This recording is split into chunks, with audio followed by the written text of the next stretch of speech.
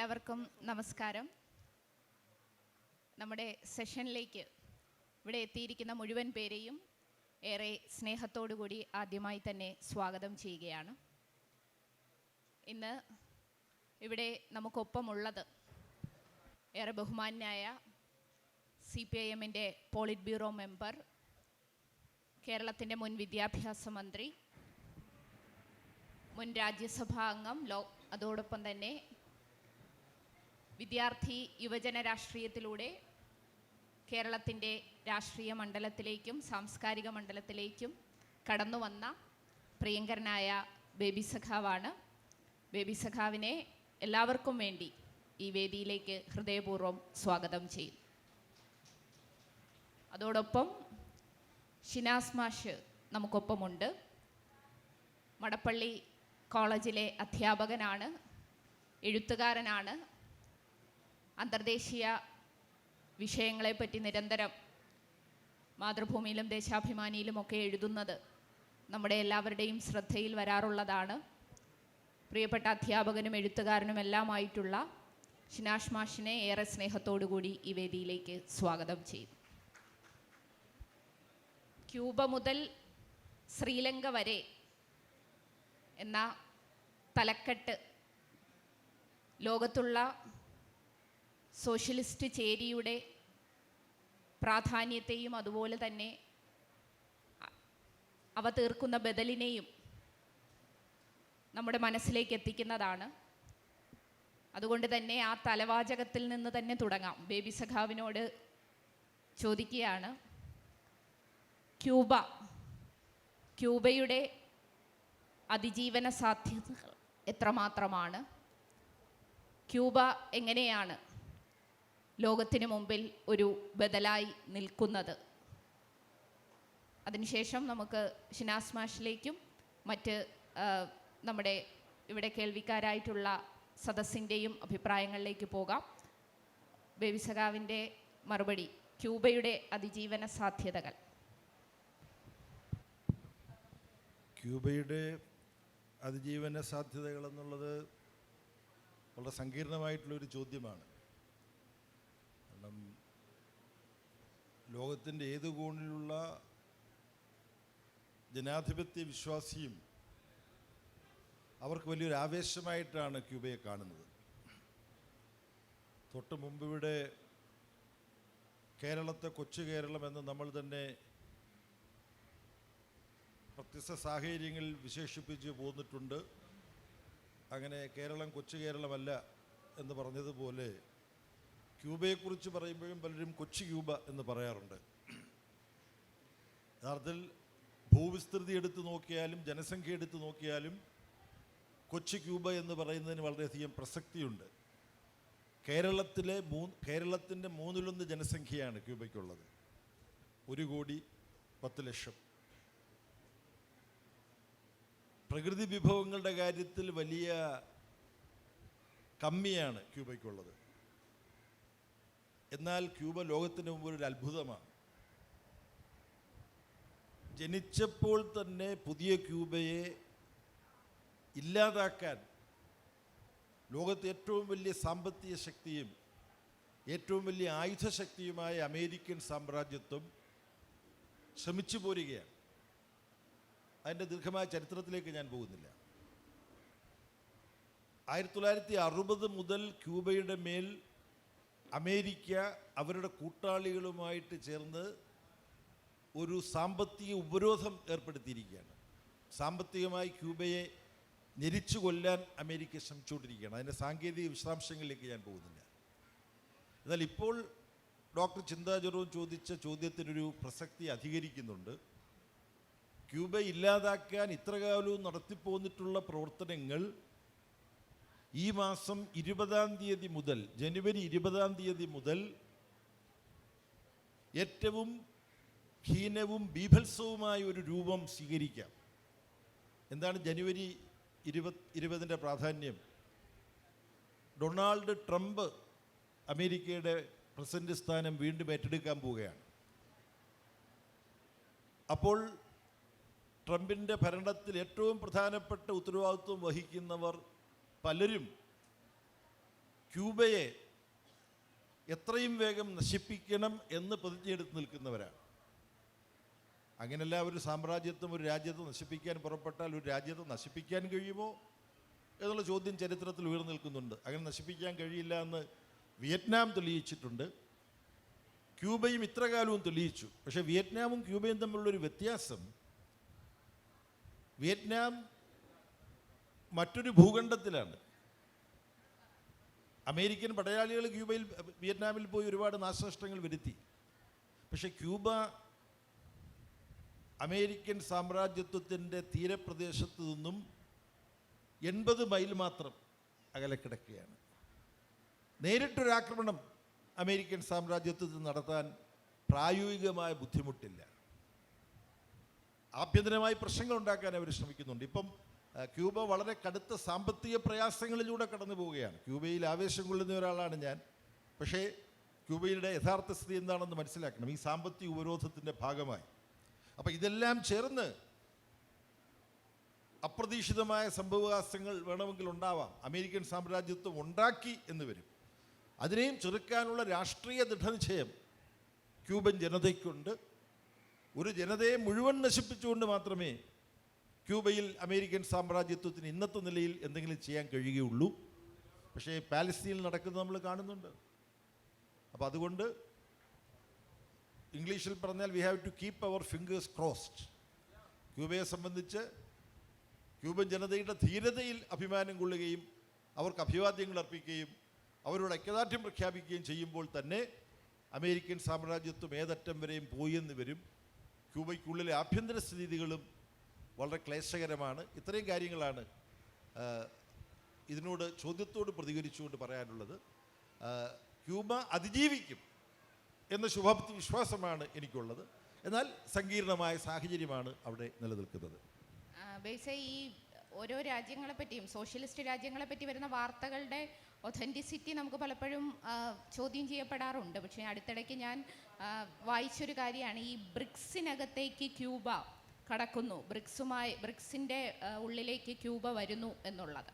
അപ്പോൾ അത് ശരിയാണെങ്കിൽ അതെങ്ങനെയായിരിക്കും അതിൻ്റെ ഒരു ഇഫക്റ്റ് ലോകത്ത് ഉണ്ടാകുന്നത്? ക്യൂബ മാത്രമല്ല, ലാറ്റിൻ അമേരിക്കയിൽ നിന്നും ഒരു പുരോഗമന ഗവൺമെൻറ് നിലനിൽക്കുന്ന ഇടതുപക്ഷ ഗവൺമെൻറ്റുള്ള ബൊളീവിയയും ക്യൂബയോടൊപ്പം ബ്രിക്സിൻ്റെ ഭാഗമാകാൻ, ബ്രിക്സ് എന്ന് പറഞ്ഞാൽ മിക്കവർക്കും അറിയാം, പിന്നെ അതിൻ്റെ തുടക്കം കുറിച്ച രാജ്യങ്ങളുടെ പേരിൻ്റെ ആദ്യ അക്ഷരങ്ങളാണ് Brazil, Russia, India, China, South Africa. South Africa പിന്നീടാണ് ചേർന്നത്. അതുവരെ ബ്രിക് ആയിരുന്നു. സൗത്ത് ആഫ്രിക്കയും കൂടെ ചേർന്നപ്പോൾ ബ്രിക്സ് ആയി. അപ്പം ഈ ബ്രിക്സിൻ്റെ ഘടന വിപുലീകരിക്കാനുള്ള ശ്രമം ഇന്ന് ലോകത്ത് നടക്കുന്നുണ്ട്. പല രാജ്യങ്ങളും അംഗത്വത്തിന് വേണ്ടി ശ്രമിക്കുകയും ചില രാജ്യങ്ങൾക്ക് അംഗത്വം നൽകാൻ തീരുമാനിക്കുകയും ചെയ്തിട്ടുണ്ട്. ബ്രിക്സിൻ്റെ സമീപകാലത്ത് നടന്ന ഉച്ചകോടി, ബ്രിക്സിൻ്റെ അസോസിയേറ്റ് അംഗത്വം, അത് ക്യൂബയും ബൊളീവിയയും അതിൽ താല്പര്യം പ്രകടിപ്പിച്ചു. അത് ബ്രിക്സിൻ്റെ നേതൃത്വ തലം ലാറ്റിൻ അമേരിക്കയിൽ നിന്നുള്ള ഈ രണ്ട് രാജ്യങ്ങൾക്ക്, ബൊളീവിയയ്ക്കും ക്യൂബയ്ക്കും, അസോസിയേറ്റ് അംഗത്വം ബ്രിക്സിൽ കൊടുക്കാനുള്ള തീരുമാനവും കൈക്കൊണ്ടിട്ടുണ്ട്. ലോകത്ത് അമേരിക്ക ആജ്ഞാപിക്കുന്നിടത്തെല്ലാം നിൽക്കണം ഒരു ഏകധ്രുവ ലോകമായി, അമേരിക്കയെ ചുറ്റിക്കറങ്ങുന്ന ഒരു ലോകമായി ലോകം നിലനിൽക്കണമെന്നതാണ് ഇന്ന് അമേരിക്ക ഇഷ്ടപ്പെടുന്ന കാര്യം. അങ്ങനെ ഒരു ലോകമാണ് യഥാർത്ഥത്തിൽ ഇന്നുള്ളത് എന്നും പലരും കരുതുന്നുണ്ട്. പക്ഷെ അങ്ങനൊരു ഏകധ്രുവ ലോകമായി അമേരിക്കയ്ക്ക് ചുറ്റും കറങ്ങുന്ന ഇന്നത്തെ ലോകത്തെ ബഹുധ്രുവ ലോകമാക്കി മാറ്റാനുള്ള ശ്രമങ്ങൾ ലോകത്ത് നടക്കുകയാണ്. അങ്ങനെ ലോകത്തെ ബഹുധ്രുവ ലോകമായി പരിവർത്തിപ്പിക്കാൻ നടക്കുന്ന ശ്രമങ്ങളിൽ ഒരു പങ്ക് ഈ ബ്രിക്സ് വഹിക്കുന്നുണ്ട്, പരിമിതമായ. ചൈന ഡെൽറ്റ റോഡ് ഇനിഷ്യേറ്റീവിനകത്തും ക്യൂബ പങ്കുചേരുന്നു എന്നുള്ള വാർത്തകൾ വരുന്നുണ്ട്. അപ്പോൾ ഇതെല്ലാം കൂടി ചേർന്നാൽ ഇതെങ്ങനെയാണ് ലോകത്ത് സ്വാധീനം ചെലുത്തുക? ലോകരാഷ്ട്രങ്ങൾക്കിടെ പറഞ്ഞല്ലോ, ഇപ്പോൾ ഒരു മൾട്ടിപോളാർ വേൾഡിലേക്ക് മാറുകയാണ്. അപ്പോൾ അതിലെങ്ങനെയാണ് ക്യൂബയുടെ ഇപ്പം ബ്രിക്സിലെ പ്രവേശനം പറഞ്ഞു, അതേപോലെ തന്നെ ഈ ചൈന ഡെൽറ്റ റോഡ് ഇനിഷ്യേറ്റീവിനകത്തേക്ക് വരുന്നത്, അപ്പോൾ ഇതൊക്കെ എങ്ങനെയാണ് സ്വാധീനിക്കുന്നത്? ഇതെല്ലാം ഈ ഏകധ്രുവ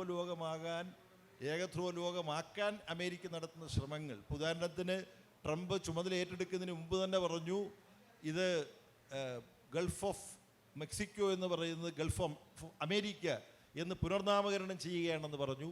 പനാമ കനാലിൻ്റെ നേതൃത്വം, അതിൻ്റെ നിയന്ത്രണം ഞങ്ങൾ ഏറ്റെടുക്കേണ്ടതാണ്. കാനഡ അമേരിക്കയുടെ പുതിയൊരു സ്റ്റേറ്റായിട്ട് കൂട്ടിച്ചേർക്കപ്പെടേണ്ടതാണെന്നുള്ള ആശയം വെച്ചു. ഞാൻ ഓർക്കുകയാണ്, കുറേ നാൾ മുമ്പ് ബുഷ് അമേരിക്കൻ പ്രസിഡൻ്റ് ആയിരിക്കുമ്പോൾ RK ലക്ഷ്മണൻ, ഇപ്പം ജീവിച്ചിരിപ്പില്ല, മരിച്ചുപോയി, ഇന്ത്യയിൽ അതുല്യനായ കാർട്ടൂണിസ്റ്റാണ്, RK ലക്ഷ്മണൻ ഒരു കാർട്ടൂൺ വരച്ചു. ബുഷ് ആഗ്രഹിക്കുന്നത് അമേരിക്ക ഒഴികെ ബാക്കി ലോകം അമേരിക്കയുടെ ഒരു പുതിയ സ്റ്റേറ്റായിട്ട് മാറണമെന്നാണ്. അപ്പോൾ ഇങ്ങനെയുള്ള കാഴ്ചപ്പാടുകളുണ്ട്. ഇതിനെക്കുറിച്ച് ശ്രീ ഷിനാസിന് എന്താണ് പറയാനുള്ളതെന്ന് കേൾക്കാൻ എനിക്ക് താല്പര്യമുണ്ട്. ഇന്നത്തെ ലോകസ്ഥിതിയെക്കുറിച്ച് വരുമായിരുന്നു. അപ്പോൾ ക്യൂബയെ കുറിച്ചുള്ള കുറച്ച് കാര്യങ്ങൾ ബേബിസാറിൽ നിന്നും കിട്ടാനായിട്ട് നിന്നതാണ്. മാഷ് ക്ഷമിക്കണം, കുറച്ച് വൈകിയാണ് എത്തിയത്. അപ്പോൾ മാഷെ എഴുത്തുകാരനും അതുപോലെ തന്നെ അധ്യാപകനുമായിട്ടാണ് അറിയാവുന്നത്. മറ്റൊരു കാര്യം കൂടി ഞാൻ ഈ സദസ്സിൽ പറയുകയാണ്. മാഷിൻ്റെ ഒരു സവിശേഷത, മാഷ് സോവിയറ്റ് യൂണിയൻ്റെ സമയത്ത് സോവിയറ്റ് യൂണിയനിൽ മെഡിസിൻ പഠിക്കാൻ വേണ്ടി പോയ വ്യക്തിയാണ്. അത് മെഡിസിൻ അവിടുത്തെ ഫെലോഷിപ്പോട് കൂടി പഠിക്കാൻ പോയതാണ്. പക്ഷെ പിന്നീട് അത് അവസാനിപ്പിക്കുകയും സോവിയറ്റ് യൂണിയൻ്റെ തകർച്ചയ്ക്ക് ശേഷവും അവിടെ പഠനം തുടരുകയും ഒക്കെ ചെയ്ത ആളാണ്. അപ്പോൾ ആ ഒരു രണ്ട് സമയവും മനസ്സിലാക്കിയിട്ടുള്ള ഒരു ജീവിതാനുഭവങ്ങളിലൂടെ നേരിട്ട് ആ സ്ഥലത്ത് നിന്ന് മനസ്സിലാക്കിയിട്ടുള്ള വ്യക്തി കൂടിയാണ്. അപ്പോൾ സോവിയറ്റ് യൂണിയൻ്റെ തകർച്ച ലോകത്തിലെ ഭൗമ രാഷ്ട്രീയത്തിൽ ചെലുത്തിയിട്ടുള്ള സ്വാധീനം അതുകൂടി പറയണം. ഒപ്പം ക്യൂബയെക്കുറിച്ചുള്ള നമ്മുടെ പ്രതീക്ഷകളും ബേബി സഖാവുമായിട്ട് സംസാരിക്കുന്നതിൽ നന്നാവും എന്ന് പ്രതീക്ഷിക്കുന്നു. ബേബി സഖാവ് ചൂണ്ടിക്കാണിച്ചതുപോലെ ട്രംപ് ഇപ്പോൾ തന്നെ ഗ്രീൻലാൻഡ് തങ്ങൾക്ക് വേണം, പനാമ കനാൽ തങ്ങൾക്ക് വേണം, അതുപോലെ കാനഡയെ അമേരിക്കയുടെ 51ാമത്തെ സ്റ്റേറ്റാക്കും. ഇങ്ങനെയൊക്കെയുള്ള ഗ്രീൻലാൻഡ് എന്ന് പറഞ്ഞാൽ 100-300 കൊല്ലമായിട്ട് ഡെൻമാർക്കിൻ്റെ കോളനിയാണ്. എന്നാൽ കോളനി എന്ന് പറഞ്ഞാൽ ഇന്ത്യയെപ്പോലുള്ളൊരു കോളനിയല്ല. 56,000 പേരാണ് അവിടെ ജനങ്ങളായിട്ട് പോപ്പുലേഷൻ. ഇപ്പോൾ ക്യൂബക്ക് നേരെ ട്രംപ് ഈ ജനുവരി 20 വൈറ്റ് ഹൗസിലെത്തുന്നതോടെ ക്യൂബക്ക് നേരെ ഉള്ള പദ്ധതികൾ കൂടുതൽ രണോത്സുകമാവും എന്ന് തന്നെ ഊഹിക്കാവുന്ന സ്ഥിതിവിശേഷമാണ് ഉള്ളത്. ഉപരോധം 6 പതിറ്റാണ്ടായിട്ടുമുണ്ട്. ഈ സോവിയറ്റ് യൂണിയൻ്റെ 1989 സെപ്റ്റംബർ മാസത്തിലാണ്, അന്ന് ബേബി സഖാവൊക്കെ ഡൽഹിയിലുണ്ട്, ഞങ്ങൾക്ക് VP ഹൗസിൽ വെച്ച് ഞാൻ മോസ്കോയിൽ നിന്ന് വരുമ്പോൾ പലപ്പോഴും കാണാറുണ്ടായിരുന്നു. അപ്പോൾ സോവിയറ്റ് യൂണിയൻ്റെ തകർച്ചയ്ക്ക് ശേഷം ബോറിസ് യെൽസിന് ഏതാണ്ട് 10 കൊല്ലക്കാലം അത് ശരിക്കും നരകമായിരുന്നു. അപ്പോൾ സോവിയറ്റ് യൂണിയൻ്റെ സ്റ്റാഗ്നേഷൻ വാസ്തവത്തിൽ ബ്രഷ്നേവിൻ്റെ കാലത്താണ് തുടങ്ങുന്നത്. ബ്രഷ്നേവിൻ്റെ കാലത്തെപ്പറ്റി ടൈംസ് ഓഫ് പ്ലെൻറ്റി എന്നാണ് സോവിയറ്റ് ജനങ്ങൾ പറഞ്ഞിരുന്നത്. സ്റ്റാഗ്നേഷൻ അന്ന് തുടങ്ങുന്നുണ്ട്. അപ്പോൾ ഗോർബച്ചേവിൻ്റെ ആ പെരസ്ട്രോയ്ക്ക് ആ കാലത്ത് പോലും, ആ കാലത്തോട് താരതമ്യപ്പെടുത്തിയാൽ പോലും ആ യെൽസിൻ്റെ 10 കൊല്ലക്കാലം എന്ന് പറഞ്ഞാൽ മഹാനരകമായിരുന്നു. എന്നുവെച്ചാൽ ഭക്ഷ്യ വിഭവങ്ങളുടെ കാര്യത്തിൽ മാത്രമല്ല, നാടൊട്ടുക്കും മാഫിയ. ആ വ്ളാദിമിർ പുടിൻ വന്നതിന് ശേഷമാണ് കുറേയൊക്കെ കാര്യങ്ങൾ ഭേദമായത്. പുടിൻ തന്നെയാണ് പറഞ്ഞത്, സോവിയറ്റ് യൂണിയൻ്റെ തകർച്ച ലോകത്തെ ഭൗമരാഷ്ട്രീയ ചരിത്രത്തിലെ ഏറ്റവും വലിയ ദുരന്തമായിരുന്നു എന്ന്. പുടിൻ തന്നെയാണ്. ഇപ്പോൾ സോവിയറ്റ് യൂണിയൻ്റെ തകർച്ച, അതിലേക്ക് ഞാൻ കടക്കുന്നില്ല. 91 ഡിസംബറിൽ ഔപചാരികമായി സോവിയറ്റ് യൂണിയൻ വിടപ്പെട്ടു. 15 രാഷ്ട്രങ്ങളായി. കിഴക്കൻ യൂറോപ്പിലെ സോഷ്യലിസ്റ്റ് രാഷ്ട്രങ്ങളൊക്കെ മറ്റ് മുതലാളിത്ത പാതയിലേക്ക് പോയി. അന്ന് അമേരിക്ക, അതുപോലെ ജർമ്മനി, ഫ്രാൻസ്, എല്ലാ പാശ്ചാത്യ യൂറോപ്യൻ രാജ്യങ്ങളും പറഞ്ഞിരുന്നത് നാറ്റോ ജർമ്മനിയിൽ നിന്ന് 1 ഇഞ്ച് കിഴക്കോട്ടേക്ക് പോകില്ല എന്നാണ്. സോവിയറ്റ് യൂണിയൻ്റെ തകർച്ചയ്ക്ക് ശേഷം വാഴ്സാ സഖ്യം 56-ൽ രൂപീകരിച്ച വാഴ്സാ സഖ്യം പിരിച്ചുവിട്ടു. 49-ൽ രൂപീകരിച്ച സോവിയറ്റ് ഭീഷണി എന്ന ഒരു തത്വത്തിൻ്റെ അടിസ്ഥാനത്തിൽ രൂപീകരിച്ച നാറ്റോ സഖ്യത്തിന് പ്രസക്തിയില്ലാതായി. അത് പിരിച്ചുവിടേണ്ടിയിരുന്നു. പിരിച്ചുവിടപ്പെട്ടില്ല എന്ന് മാത്രമല്ല, 89 മുതൽ 91, 93, 94 വരെ ഈ അമേരിക്കയും പാശ്ചാത്യ യൂറോപ്യൻ രാജ്യങ്ങളുടെ നേതാക്കളും നാഴികക്ക് 40 വട്ടം പറഞ്ഞു പോകുന്നത് ജർമ്മനിയിൽ നിന്ന് 1 ഇഞ്ച് കിഴക്കോട്ടേക്ക് പോകില്ല എന്നായിരുന്നു. എന്നാൽ 1999-ൽ നാറ്റോയുടെ ആദ്യത്തെ എക്സ്പാൻഷൻ നടന്നു. അന്ന് ചെക്ക് റിപ്പബ്ലിക്, പോളണ്ട്, ഹംഗറി, 3 രാജ്യങ്ങൾ. 2004 രണ്ടാമത്തെ എക്സ്പാൻഷൻ നടന്നു. അതിൽ Bulgaria, Romania, Lithuania, Estonia, Latvia, Slovakia, Slovenia. 2009 മൂന്നാമത്തെ എക്സ്പാൻഷൻ നടന്നു. Albania, Croatia. 2017 Montenegro. 2020 Macedonia. 2023 Finland. 2024 Sweden. അപ്പോൾ അമേരിക്കൻ, ഇപ്പോൾ ഫരീദ് സക്കരിയ ഒരു അമേരിക്കൻ ടൈംസിൻ്റെ എഡിറ്ററായിരുന്നു. അദ്ദേഹം അമേരിക്കൻ വിരുദ്ധനല്ല. അദ്ദേഹത്തിൻ്റെ ഒരു പുസ്തകത്തിൻ്റെ ശീർഷകം the post American world and the rise of the rest എന്നാണ്. 2009 ഇറങ്ങിയത്. ദ പോസ്റ്റ്, അദ്ദേഹം പുസ്തകത്തിൻ്റെ തുടക്കത്തിൽ തന്നെ പറയുന്നുണ്ട്, this book is not about the decline of America but about the rise of the rest. China, Brazil, India, Russia. അപ്പം നേരത്തെ സഖാവ് ബേബി ചൂണ്ടിക്കാണിച്ചതുപോലെ ഒരു 1991 മുതൽ ഏതാണ്ട് 2000 ആ ഒരു 10-12 ഒരു വ്യാഴവട്ടം ഏകധ്രുവ ലോകം തന്നെയായിരുന്നു. അപ്പോൾ അമേരിക്ക സെർബിയയിൽ 1999 ആക്രമണം നടത്തിയത് UN-ൻ്റെ ആരുടെയും അനുവാദമില്ലാതെ. അവർ പറഞ്ഞ ഇൻ്റർനാഷണൽ കമ്മ്യൂണിറ്റിയുടെ അനുവാദത്തോടെ. ഏതാണ് international community? The rest of the world മൊത്തം അതിനെതിരായിരുന്നു. അതുപോലെ 2003 ഈ ഇറാഖ് ആക്രമിച്ചു. സർവ്വനശീകരണ ആയുധമുണ്ട്. സദ്ദാം ഹുസൈൻ്റെ കയ്യിലാകെ ഉണ്ടായിരുന്നത് പഴയ സോവിയറ്റ് സ്കഡ് മിസൈൽ മാത്രമായിരുന്നു. ഒരു സമൂല നശീകരണ ആയുധവും ഉണ്ടായിരുന്നില്ല. അന്ന് ബുഷ് പറഞ്ഞത് absence of evidence is not evidence of absence എന്നാണ്. എന്നിട്ട് പോയി കാട്ടാളൊരു ഒരു ആരുടെയും അനുമതിയില്ലാതെയാണ് ആക്രമണം നടത്തിയത്. അങ്ങനെ ഇപ്പോൾ ചൈന, റഷ്യ, ഇപ്പോൾ യുക്രൈൻ റഷ്യ യുദ്ധം ഇപ്പോൾ 2022 ഫെബ്രുവരി 22 യുക്രൈനിൽ സ്പെഷ്യൽ മിലിറ്ററി ഓപ്പറേഷൻ എന്ന് വ്ളാദിമിർ പുടിൻ വിശേഷിപ്പിച്ച യുദ്ധം തുടങ്ങിയത്. അപ്പോൾ അമേരിക്കയും അങ്ങനെ തന്നെയാണ്. അമേരിക്ക ഒരുപാട് വേർഡ്സ്, ടോർച്ചറിന് അമേരിക്ക ഉപയോഗിക്കുന്നത് എൻഹാൻസ്ഡ് ഇൻ്ററഗേഷൻ, ടോർച്ചർ, കുറേ ഗോണ്ടിനാമ ബേയിലും എൻഹാൻസ്ഡ് ഇൻ്ററഗേഷൻ. അതുപോലെ തന്നെ പല വാക്കുകളും, ഫോർ എക്സാമ്പിൾ കുറേ മറന്നുപോയി, ചോംസ്കി, അത് ആനിമൽ ഫാമിലുള്ളത് പോലുള്ള കാര്യങ്ങളാണ്. അപ്പോൾ റഷ്യ, നാറ്റോ, 2008 ജോർജിയ ഭരിച്ചിരുന്നത് മിഖായിൽ സകാഷ്വിലി, അമേരിക്കയിൽ പഠിച്ച അമേരിക്കൻ പക്ഷപാതിയായ വർണ്ണവിപ്ലവം നടത്തുക എന്നുള്ള.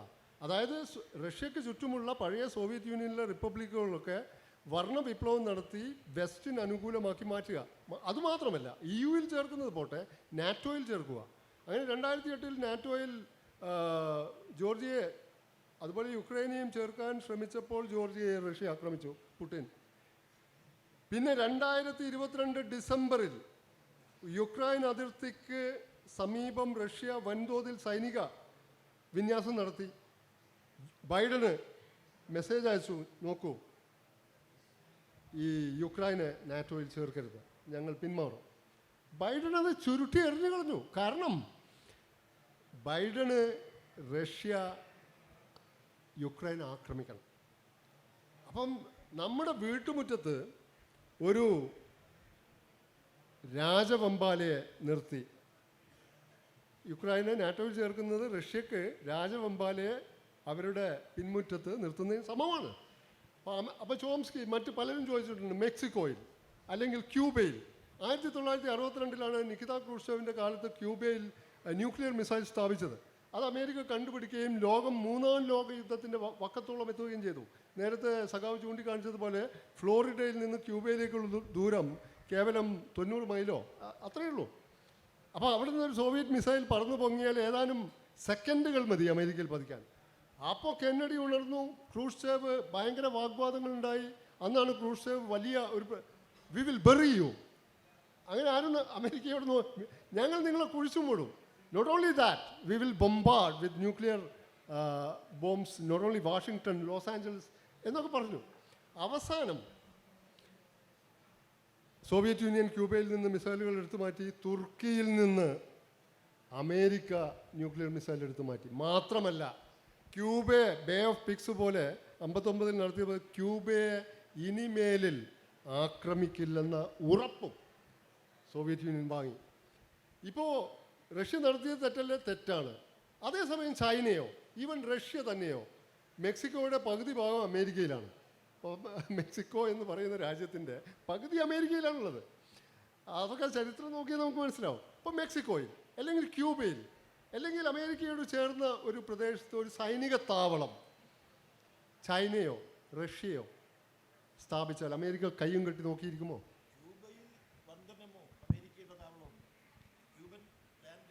ക്യൂബൻ ലാൻഡ്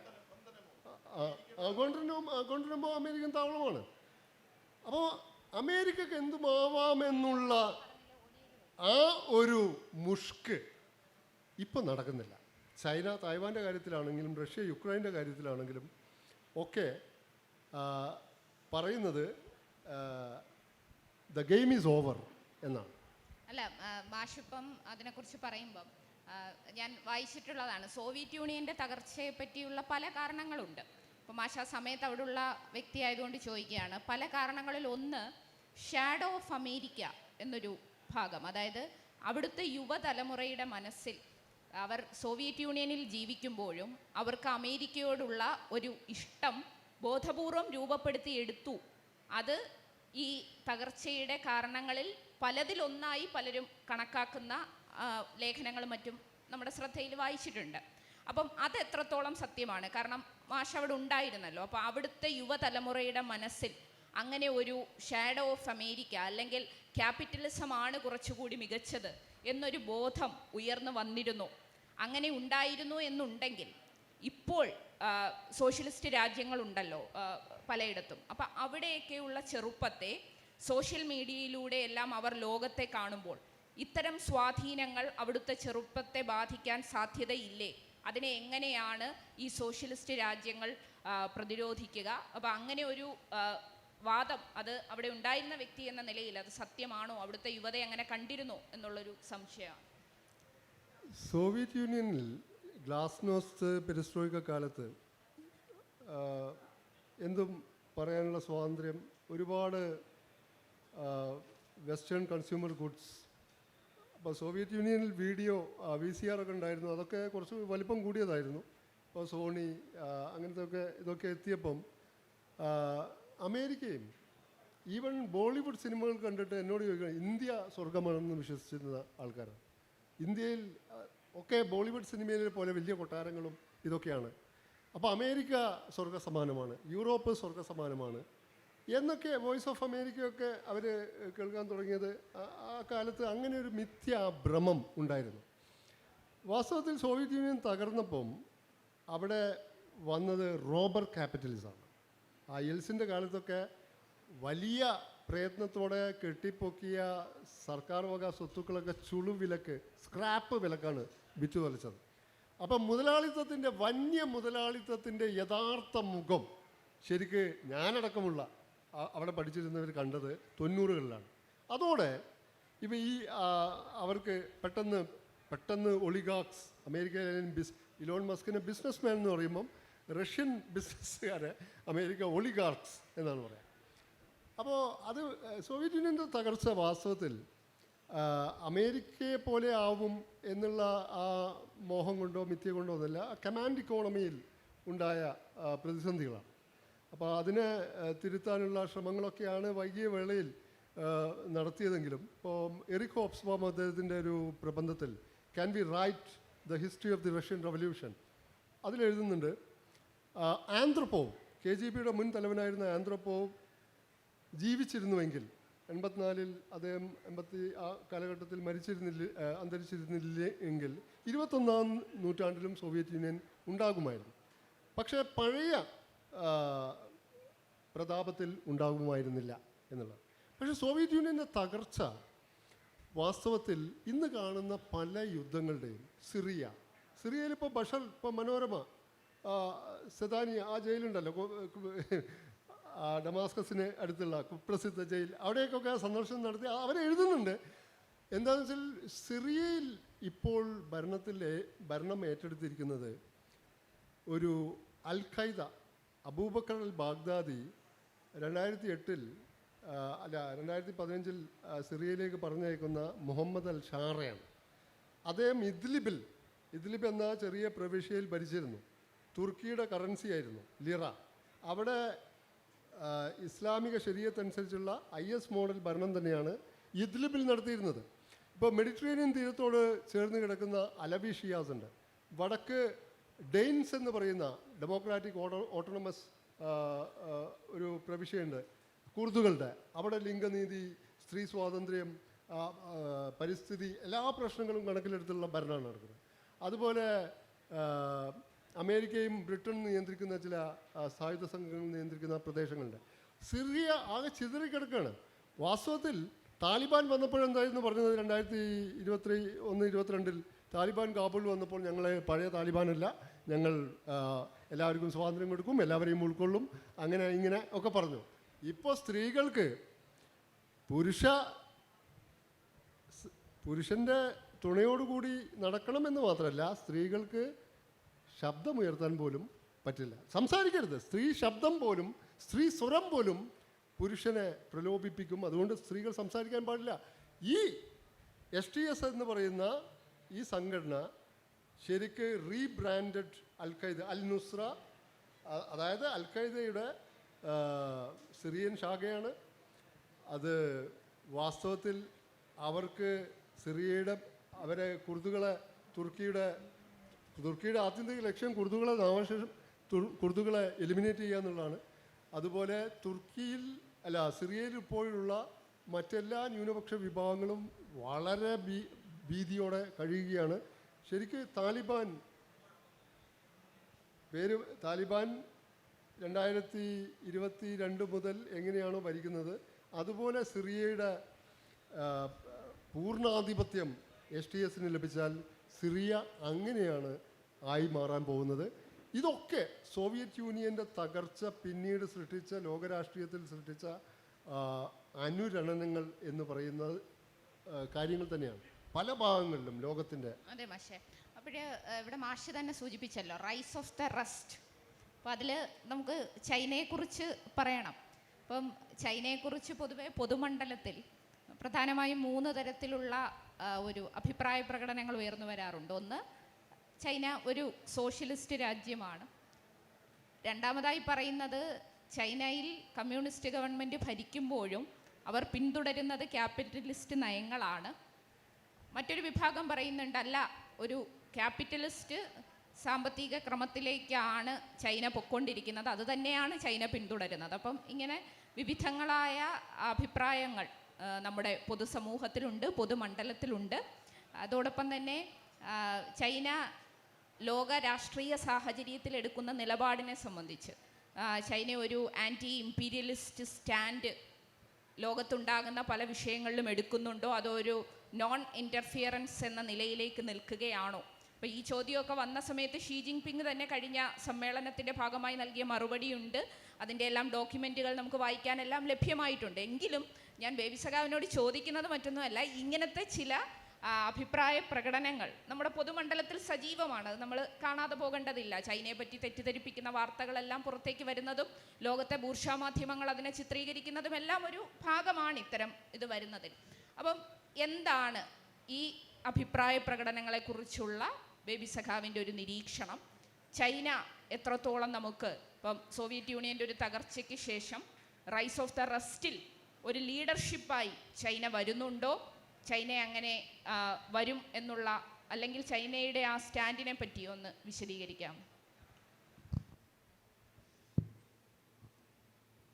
സദസ്സിൽ നിന്ന് താല്പര്യമുള്ളവർക്ക് സംസാരിക്കാൻ കുറച്ച് സമയം കൂടി കൊടുക്കേണ്ടതുണ്ട്. അതുകൊണ്ട് ഞാൻ ഈ സമയം ഇങ്ങനെ നോക്കിക്കൊണ്ടിരിക്കുകയാണ്. നമ്മൾ 3:15 അവസാനിപ്പിക്കണം അല്ലേ? അല്ല, 3:45. നമുക്കൊരു 4 മണി വരെ പോകാം. അനൂപ് സ്റ്റേജ് മാനേജറിനെ കാണുന്നില്ല. അല്ല, എപ്പോഴാണ് ഇത്? 4 പേരുണ്ട്. ഇപ്പം 3:45 ഒരു 4:10 വരെയൊക്കെ തരും. 4:10 വരെ എന്നാണ് ഞാൻ കണക്കാക്കിയത്. അതെ അതെ അതെ, 4:10 വരെ. അപ്പം ഞാൻ ചുരുക്കി പറയാം, പിന്നെ കുറേ ചോദ്യങ്ങളും കൂടെ വരുമ്പോഴാണല്ലോ ഒരു ഇൻട്രാക്റ്റീവ് സെഷൻ ആവുക.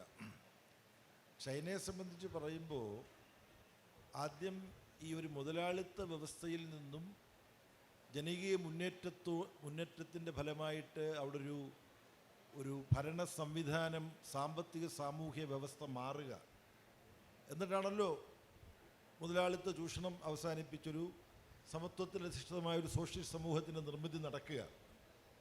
ഇതിനെക്കുറിച്ചെല്ലാം മാർക്സും എംഗൽസും തന്നെ വ്യക്തമായി പറഞ്ഞിരുന്നില്ല എങ്ങനെയാണ് സോഷ്യലിസ്റ്റ് സമൂഹം ഉണ്ടാകേണ്ടത്. അതിൻ്റെ ചില പൊതു തത്വങ്ങളാണ് പറഞ്ഞത്. സോഷ്യലിസ്റ്റ് സമൂഹത്തിൽ എല്ലാവരും അവരവരുടെ കഴിവിന് അനുസരിച്ച് അധ്വാനിക്കണം, എല്ലാവരും പ്രവൃത്തിയെടുക്കണം, എല്ലാവരും അധ്വാനിക്കണം. അല്ല കുറേ പേരെ അധ്വാനിപ്പിച്ച് അവരെ ചൂഷണം ചെയ്യുന്ന കുറേ മുതലാളികൾ, അത് അനുവദിക്കില്ല. എല്ലാവരും എന്തെങ്കിലും ജോലി ചെയ്യണം, ഓരോരുത്തരും ചെയ്യുന്ന ജോലിക്കനുസരിച്ചുള്ള കൂലി കിട്ടും. അപ്പോൾ എല്ലാവർക്കും അധ്വാനിക്കാൻ കഴിയുന്ന ഒരു സമൂഹം, പിന്നെ അധ്വാനിക്കാൻ പറ്റാത്ത കുഞ്ഞുങ്ങളുണ്ട്, പ്രായം ചെന്നവർക്ക്, പിന്നെ ശാരീരികവും മാനസികവുമായ വൈകല്യമുള്ളവർക്ക്, അവരെ സമൂഹം സമൂഹം അവരെ സംരക്ഷിക്കണം. അപ്പോൾ വളരെ മാതൃകാ വ്യവസ്ഥയാണ് സോഷ്യലിസം. പക്ഷേ സോഷ്യലിസത്തിൽ ഇരിക്കുന്ന പലർക്കും ഇത് മുഷിപ്പൻ കാര്യമായിട്ട് തോന്നും, പലവണ കേട്ടുള്ളതായിരിക്കും. എന്നാലും ഈ ചോദ്യത്തിന് മറുപടി പറയുന്നതിൻ്റെ ഭാഗമായിട്ട് ഞാൻ പറയുകയാണ്, കമ്മ്യൂണിസ്റ്റ് സമൂഹം ആകുമ്പോഴോ ഓരോരുത്തരും അവരവരുടെ കഴിവനുസരിച്ച് അധ്വാനിക്കുക. അതുകൊണ്ട് തന്നെ ഉൽപ്പാദന തോത്, ഉൽപ്പാദനക്ഷമത, ശാസ്ത്രം, സാങ്കേതിക വിദ്യ ഒക്കെ വളരെ വികസിക്കുമെന്നുള്ളത് കൊണ്ട് സമൂഹം കമ്മ്യൂണിസ്റ്റ് സമൂഹമായി വളരുമ്പോൾ ഓരോരുത്തരും അവരുടെ കഴിവനുസരിച്ച് അധ്വാനിക്കണം. എന്നാൽ ഓരോരുത്തർക്കും വേണ്ടതെല്ലാം ആ സമൂഹത്തിന് കൊടുക്കാൻ കഴിയും. ആ അവസ്ഥയിലേക്ക് ആ സമൂഹം പുരോഗമിക്കും. ഇതാണ് സങ്കല്പം.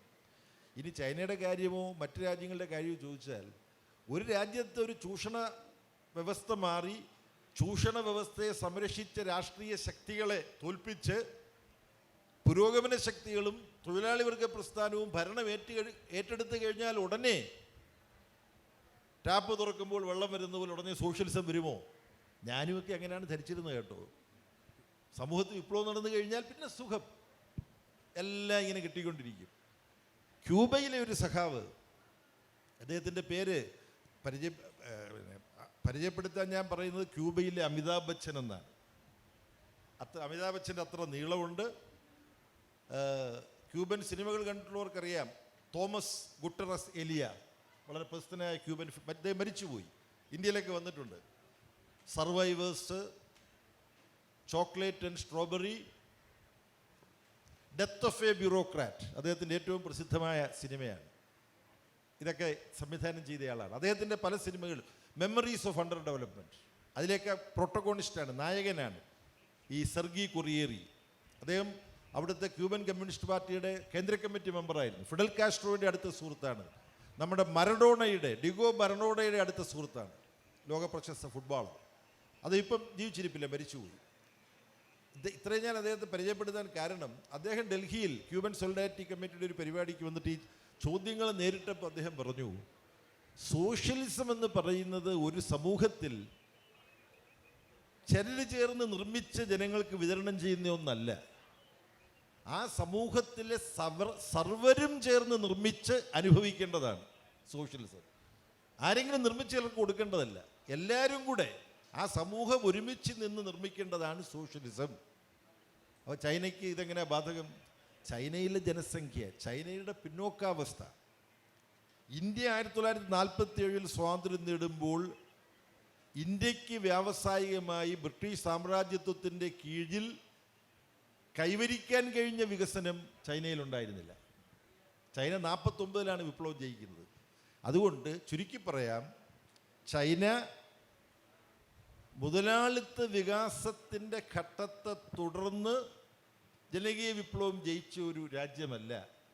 മുതലാളിത്തത്തിൻ്റെ കാലഘട്ടത്തിൽ നടക്കേണ്ട ഉൽപ്പാദന മേഖലയിലെ വളർച്ചയും വികാസവും പോലും സംഭവിക്കാതിരുന്ന ഒരു രാജ്യം. ആ രാജ്യത്തെ ഒരു സോഷ്യലിസ്റ്റ് സമൂഹമാക്കി മാറ്റണമെങ്കിൽ ജനകീയ ജനാധിപത്യം എന്ന് പറയുന്ന ഒരു ഘട്ടം, പീപ്പിൾസ് ഡെമോക്രസി എന്ന് പറയുന്ന ഒരു ഘട്ടം, ആ ഘട്ടത്തിൽ മുതലാളിത്തത്തിൻ്റെ പല ഘടകങ്ങളും ആ സമൂഹത്തിൽ പ്രവർത്തിക്കേണ്ടി വരും, ചുരുക്കി പറഞ്ഞാൽ. അപ്പോൾ സത്യനന്ദിക്കാടിൻ്റെ എന്തോ ഒരു സിനിമയിൽ ഒരു സംഭാഷണമുണ്ട്, സോഷ്യലിസത്തിൽ മുതലാളിത്തമില്ലേ, മുതലാളിത്തത്തിൽ സോഷ്യലിസമില്ലേ എന്നൊക്കെ സംസാരിച്ച ആളുകൾക്ക് ആശയക്കുഴപ്പം വരുന്ന ഒരു സംഭവമുണ്ട്. എന്നാൽ അത് തമാശയായിട്ടാണ് വരുന്നതെങ്കിലും അത് യാഥാർത്ഥ്യമാണ്. സോഷ്യലിസ്റ്റ് നിർമ്മാണത്തിനിടയ്ക്ക് മുതലാളിത്തത്തിൻ്റെ ചില ഘട്ടങ്ങളിലൂടെ കടന്നു പോകണം. അത് ചൈനയ്ക്ക് ഇന്ന് ബാധകമാണെങ്കിൽ ലെനിൻ്റെ റഷ്യയിൽ ന്യൂ എക്കണോമിക് പോളിസി എന്ന് പറഞ്ഞിരുന്നത് അതാണ്. അല്ല, ബേസ് അതിനകത്തൊരു സംശയം, ഈ പ്രൊഡക്റ്റീവ് ഫോഴ്സസ് ഡെവലപ്പ് ചെയ്യുന്നതിൽ സ്വകാര്യ പങ്കാളിത്തം അത് സോഷ്യലിസ്റ്റ് രാജ്യങ്ങളിൽ താൽക്കാലികമായി ഉപയോഗിക്കാമോ? അതിനെ സംബന്ധിച്ചൊരു വ്യക്തത. കാരണം അതിനെ വിമർശിക്കുകയും അങ്ങനെ പാടില്ല എന്നുള്ള വലിയ ഒരു വാദഗതി ഉയർന്നു വരികയും ചെയ്യുന്നുണ്ട്. അപ്പം അതെങ്ങനെയാണ് അത് രണ്ടുപേരും അതിനകത്തൊരു അഭിപ്രായം പറയുന്നത്? അങ്ങനെ കരുതുന്നത് മുതലാളിത്തത്തിൻ്റെ ഒരു ഘടകവും പ്രവർത്തിക്കാതെ സോഷ്യലിസം കൊണ്ടുവരണമെന്ന് പറയുന്നത് സാങ്കല്പിക സോഷ്യലിസമാണ്, പ്രായോഗിക സോഷ്യലിസമല്ല.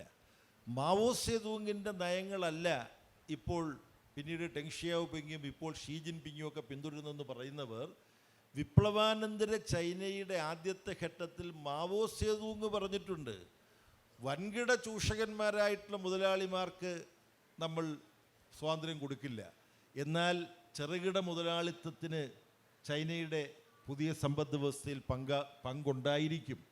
ഇപ്പം നിങ്ങളുടെ അറിവിലേക്ക് വേണ്ടി പറയാം, ഈ കമ്മ്യൂണിസ്റ്റ് പാർട്ടികളുടെയൊക്കെ ചില ചരിത്രത്തെക്കുറിച്ച് ഇപ്പോൾ എഴുതിയ ഒരു പുസ്തകം കൂടെ മുൻനിർത്തിയിട്ടാണ് ഇപ്പം ഇങ്ങനെ വെച്ചിട്ടുള്ളത്. ഇപ്പം വരാൻ പോകുന്ന ചിന്തയിൽ ചൈനയെക്കുറിച്ചാണ് എഴുതിക്കൊണ്ടിരിക്കുന്നത്, ചൈനീസ് പാർട്ടിയെക്കുറിച്ചാണ്. മാവോ സേതൂങ്ങിൻ്റെ ഇത് സംബന്ധിച്ചിട്ടുള്ള ഉദ്ധരണി ഏറ്റവും ഇറങ്ങാൻ പോകുന്ന ചിന്തയിലെ ലേഖനത്തിൽ എഴുതിയിട്ടുണ്ട്. കൂടുതൽ നിങ്ങളെ സംസാരിച്ച് ബോറടിക്കുന്നില്ല. ചിന്ത വാരികയ്ക്ക്, ചിന്തയാണിത് മോഡറേറ്റ് ചെയ്യുന്നത്, ചിന്ത വാരികയ്ക്ക് അല്പം പ്രചാരം കൂടെ കിട്ടിക്കോട്ടെന്ന് വെച്ച് പറയുകയാണ്. അത് ചൈനയുമായി ബന്ധപ്പെട്ട, ചൈനീസ് പാർട്ടിയുടെ നയവുമായി ബന്ധപ്പെട്ട കാര്യങ്ങളാണ് ഏറ്റവും പുതിയ ചിന്തയിലെ ലേഖനത്തിൽ പരാമർശിക്കുന്നത്. മറ്റു കാര്യം കൂടി പറയാം. ഡേവിഡ് ഹാർവി എന്ന് പറയുന്ന വലിയൊരു മാർക്സിസ്റ്റ് ചിന്തകനുണ്ട്, നമ്മുടെ ഷിനാസിൻ്റെയൊക്കെ അടുത്ത സുഹൃത്താണ്, ഒരുപാട് ഷിനാസ് വായിക്കാറുണ്ട്. ഹാർവി മാർക്സിസ്റ്റ് വ്യൂ പോയിന്റിൽ നിന്നിട്ട് ചൈനയെ ചില കാര്യങ്ങൾ വിമർശിച്ചു പോന്നിട്ടുള്ള ആളാണ്. അദ്ദേഹത്തിൻ്റെ പ്രസിദ്ധമായൊരു പുസ്തകം ന്യൂ ലിബറലിസത്തെക്കുറിച്ചുള്ള പുസ്തകത്തിൽ മാർഗരറ്റ് താച്ചറെയും റീഗനെയും ഡെങ് ഷിയാവോപിങ്ങിനെയും ഒരുപോലെ വിമർശിക്കുന്നുണ്ട്. പക്ഷേ ഇപ്പോൾ ഷീ ജിൻപിങ്ങിൻ്റെ നേതൃത്വത്തിൽ ചൈനയിൽ സംരംഭകർ ശതകോടീശ്വരന്മാരായി മാറുമ്പോൾ ആ ശതകോടീശ്വരന്മാർ അവർ നേടിയ ലാഭത്തിൻ്റെ ഒരു ഭാഗം ദാരിദ്ര്യ നിർമ്മാർജ്ജനത്തിന് കൊടുത്തേ തീരൂ എന്ന് ഷീ ജിൻപിങ് ശക്തമായൊരു നിലപാടെടുത്തപ്പോൾ ഡേവിഡ് ഹാർവി പറഞ്ഞു, കൊള്ളാം, ബലേഭേഷ്, ഇതാണ് സോഷ്യലിസത്തിലേക്ക് തന്നെയാണ് ചൈന നീങ്ങുന്നത്. അപ്പോൾ ഈ നിലയിലാണ് ചൈനയിലെ സംഭവവികാസങ്ങളെ കാണേണ്ടത് എന്നാണ് എനിക്ക് പറയാനുള്ളത്. അതെ, നേരത്തെ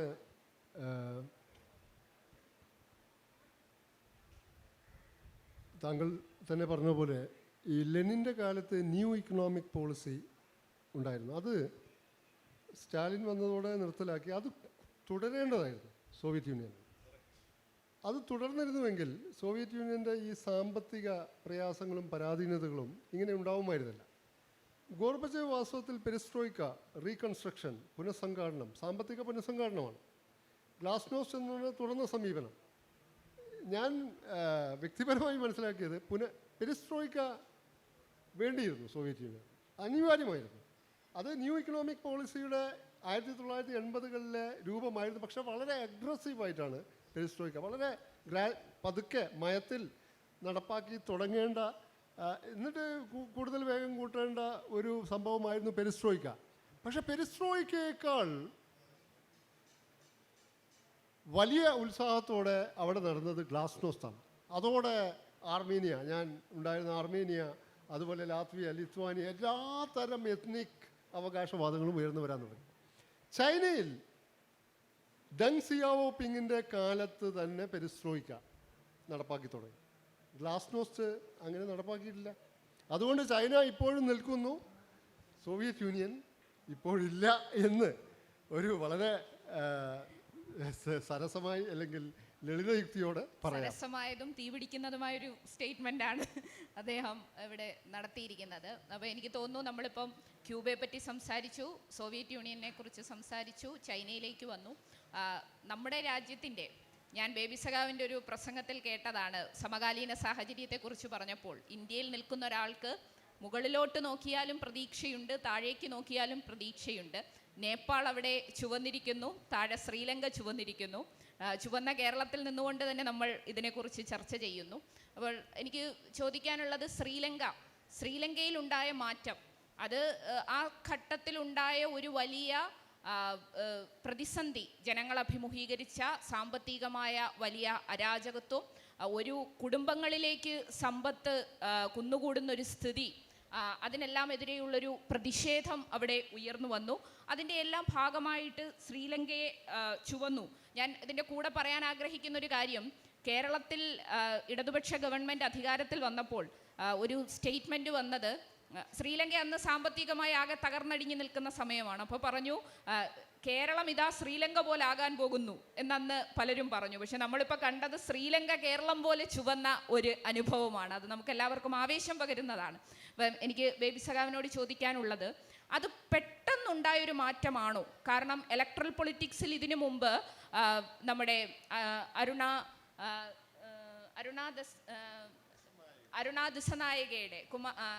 കുമാര ദിസനായകയുടെ AKD എന്നാണ് അദ്ദേഹത്തെ അറിയപ്പെടുന്നത്. അപ്പോൾ അദ്ദേഹത്തിൻ്റെ ജനതാ വിമുക്തി പെരുമനയ്ക്ക് അത്രമാത്രം ഒരു ഇലക്ട്രൽ പൊളിറ്റിക്സിൽ വലിയ സ്വാധീനം ഉണ്ടായിരുന്നില്ല.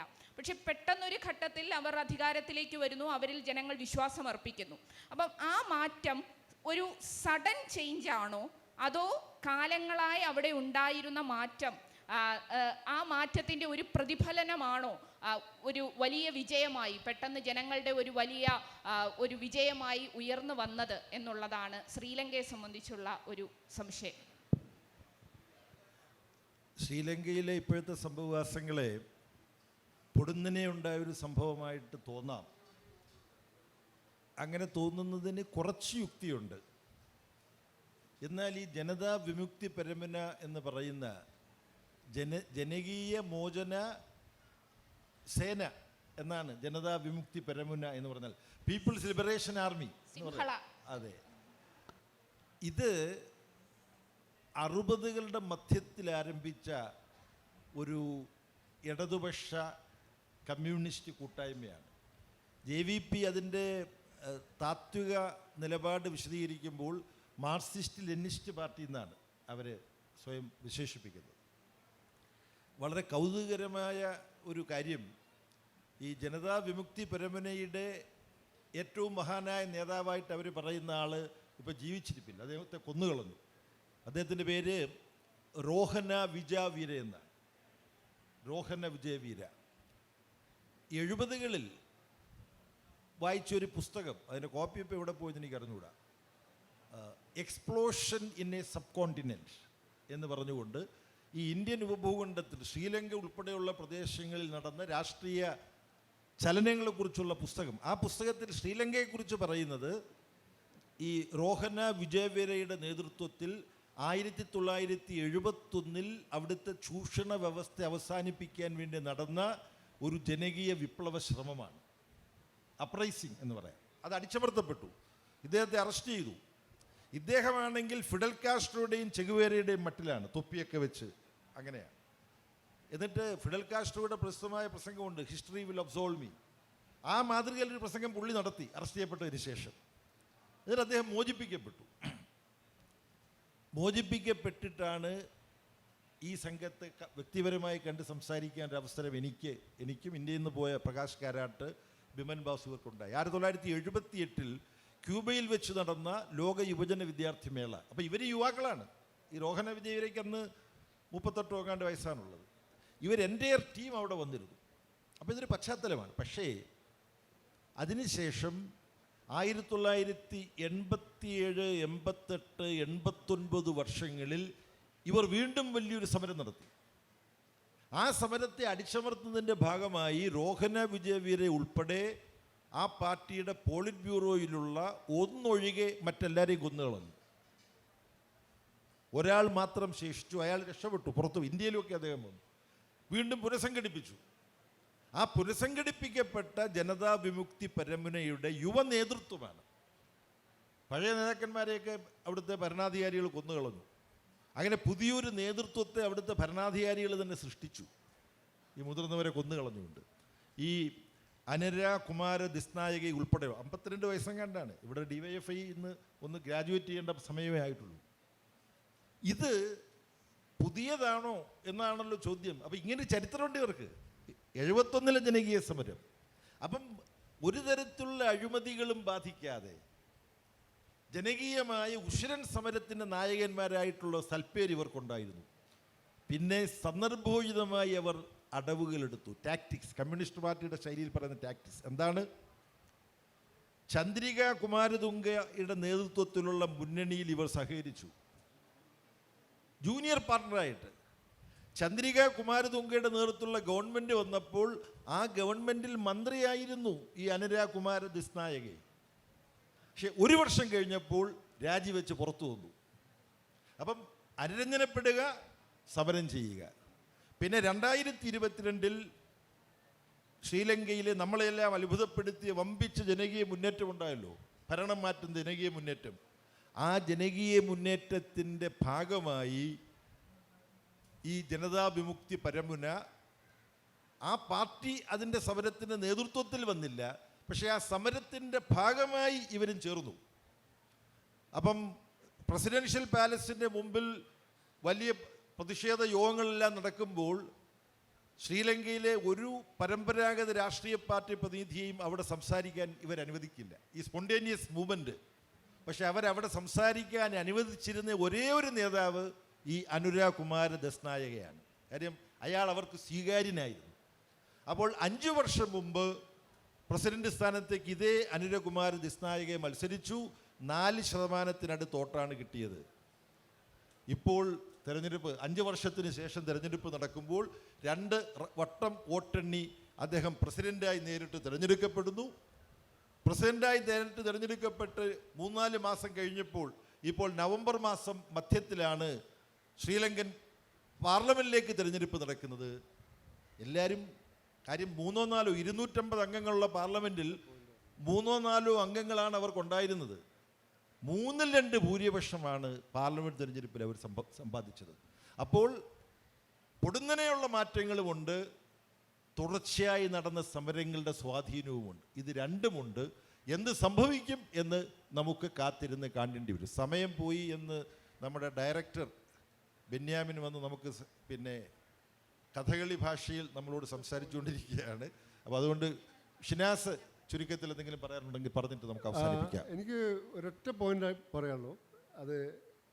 അതായത് ഈ ആഗോളവൽക്കരണത്തിൻ്റെ അവിഛിന്ന ഭാഗമാണ് നവ ഉദാരവൽക്കരണം, ന്യൂ ലിബറലിസം. ഇതിന് ഇപ്പോൾ 2 തരത്തിലുള്ള രാഷ്ട്രീയ പ്രതിഫലനങ്ങൾ. ഒന്ന് ഫാർ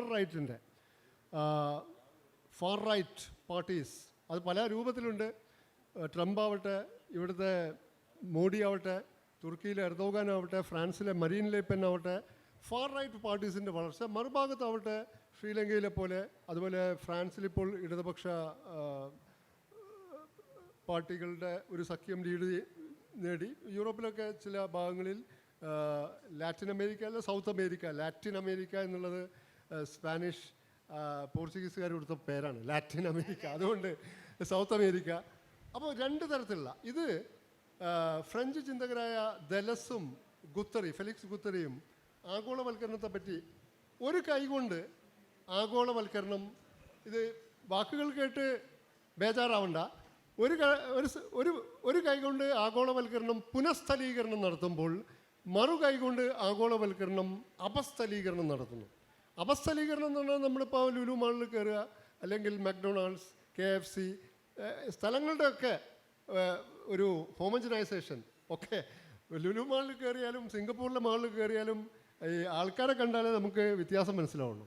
അല്ലെ, രാത്രി പോയിട്ട് അവിടെ എല്ലാ ബ്രാൻഡും ആഗോള ബ്രാൻഡുകളാണ്. ആരും ഇല്ലെങ്കിൽ ലുലു മാളാണോ സിംഗപ്പൂരിലെ മാളാണോ കാനഡയിലെ മാളാണോ എന്ന് പറയാൻ പറ്റില്ല. പുനഃസ്ഥലീകരണം അത് പ്രധാനപ്പെട്ടതാണ്. ഈ ഐഡൻറ്റിറ്റീസിൻ്റെ ദൃഢീകരണം, മത, ജാതി, തീവ്രദേശീയത. അപ്പോൾ ഒരു ഭാഗത്ത് അപസ്ഥലീകരണം, കൾച്ചറൽ ഹോമജനൈസേഷൻ നടക്കുന്നു. മറുഭാഗത്ത് പലതരം ഐഡൻറ്റിറ്റീസിൻ്റെ പുനഃസ്ഥലീകരണം, പുനഃദൃഢീകരണം നടക്കുന്നു. ലോകം ആഗോള ഗ്രാമമാവും എന്ന്, ദേശീയത ഒക്കെ ഇല്ലാതാവും എന്ന് പറഞ്ഞിട്ട് തീവ്രദേശീയ ശക്തികൾക്ക് വലിയ സ്വാധീനം വരുന്നു. അപ്പോൾ അമേരിക്കയിൽ ട്രംപിൻ്റെ തന്നെ അനുയായികൾ ഏറ്റവും അധികം റസ്റ്റ് ബെൽറ്റ് എന്ന് പറയുന്ന ആ വ്യാവസായിക മുതലാളിത്തത്തിൻ്റെ ഇരകളാണ് വാസ്തവത്തിൽ ട്രംപിൻ്റെ അനുയായികൾ. അത് പോസ്റ്റ് ഇൻഡസ്ട്രിയൽ സൊസൈറ്റിയായി മാറി. അപ്പോൾ തീവ്ര വലതുപക്ഷ രാഷ്ട്രീയത്തിന് പല സ്ഥലങ്ങളിലും മേൽക്കൈ ലഭിക്കുമ്പോൾ ഈ ആഗോളവൽക്കരണത്തിൻ്റെ അവിച്ഛിന്ന ഭാഗമായ നിയോ ലിബറലിസം ഈ ഇടത് രാഷ്ട്രീയത്തിനും ലോകത്തിൻ്റെ പല ഭാഗങ്ങളിലും പ്രകാശനം സംഭവിക്കുന്നു. വരുന്നതനുസരിച്ച് തന്നെ ഒരു ഓൾട്ടർനേറ്റീവിന്റെ സാധ്യത തെളിഞ്ഞു വരും എന്നാണ് മാഷ് സൂചിപ്പിക്കുന്നത്. അപ്പം ഓഡിയൻസിന് പെട്ടെന്ന് എന്തെങ്കിലും ചോദിക്കാനുണ്ടെങ്കിൽ നമുക്ക് ഒന്നോ രണ്ടോ ചോദ്യങ്ങൾ അനുവദനീയമാണെന്നാണ് ബെന്യാമിൻ മാഷ് പറയുന്നത്. അപ്പം എന്തെങ്കിലും ചോദ്യങ്ങളുണ്ടെങ്കിൽ പെട്ടെന്നാവാം.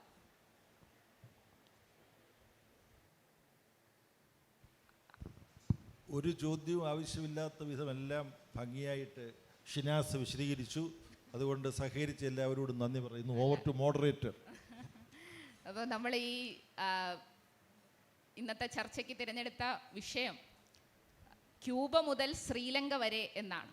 അപ്പോൾ നമുക്ക് പ്രതീക്ഷിക്കാം വരും എഡിഷനുകളിൽ അത് ക്യൂബ മുതൽ ഇന്ത്യ വരെ എന്നായി മാറാൻ വേണ്ടിയുള്ള ഒരു പ്രതീക്ഷ, അതിനു വേണ്ടിയുള്ള പോരാട്ടങ്ങളിലും പ്രവർത്തനങ്ങളിലും യുവജനത സജീവമായിട്ടുണ്ടാകണം എന്നുള്ളതാണ്. കാരണം ലെനിൻ്റെ തന്നെ ഒരു വാചകമുണ്ട്, there are decades where nothing happens but there are weeks where decades happen. അപ്പോൾ അത്തരത്തിൽ മാറ്റങ്ങൾ ചിലപ്പോൾ ആഴ്ചകൾ കൊണ്ട് ഉണ്ടാകാം. ശ്രീലങ്കയിൽ നമ്മൾ കണ്ടല്ലോ.